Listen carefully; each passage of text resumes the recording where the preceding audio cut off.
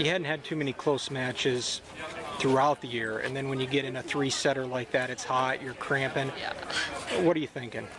I mean, I just think about the end result. I think about getting that state championship and like being in the air conditioning, honestly. So every point I don't want to lose because it's just another point I have to try to get back. I really had to work through the heat today, and definitely that's the longest match I've had all year. So it was definitely hard. It's the hardest match I've played all year, but I just had to battle through it, and now it's rewarding. How bad were the cramps? Was it? It was probably the worst cramps I've ever had. Like when I'm playing tennis, my calves started cramping first, so it was hard for me to move side to side, and then my quads started cramping, so it was hard for me to really get power on my shots, but I just had to battle through it, and luckily it worked out. Not a fan of the pickle juice, huh? No, I really didn't want to try anything new when playing tennis.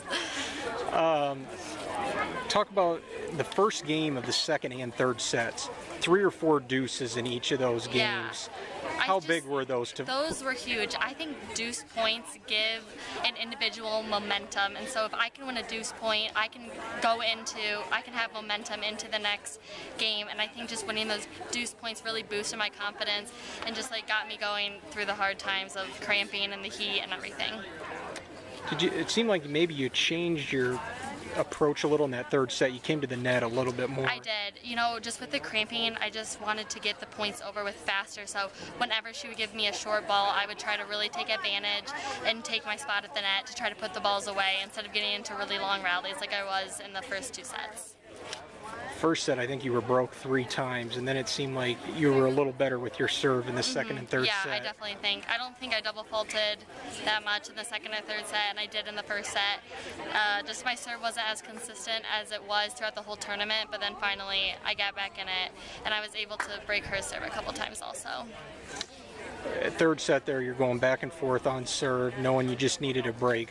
What are you thinking in your mind going out there up 5-4 in the third? I'm just thinking, play it like it's 0-0. Don't think about if you get the next game, you're going to win the state championship. Just play it like another game. I didn't want to psych myself out too much. I just wanted to take it 1 point at a time. Who was the one, after you shook hands with her, who was the first one out there that hugged you? Was that your brother? Or who? My brother, yeah. He's been a huge supporter of me, and I'm a huge supporter of him with his tennis. We just have like a bond in tennis, I guess. We always hit together. It's kind of like how we hang out with each other, so he's been so supportive over these past couple weeks, helping me get ready, hitting with me the day before just to get some reps in. So it was really special that he came out on the court. Now, what year is he? He's a sophomore. Okay, Thomas, right? Yes, Thomas, okay. Yep. I asked you earlier in the week what it would mean to win this back-to-back. Now that you've actually done it, what does it mean that Assumption's never had one and now you've done it twice? It's so rewarding for myself, for the coaches, for the program, I guess. It makes me realize like that all that off-season work that I put in finally it's finished, it's done. I mean, of course I have college, but this is the end result. This is what I've been wanting since I won the state championship last year. So it's just huge, and I hope it just inspires the other girls to want to work this hard in the off season and really do well next year for Assumption tennis.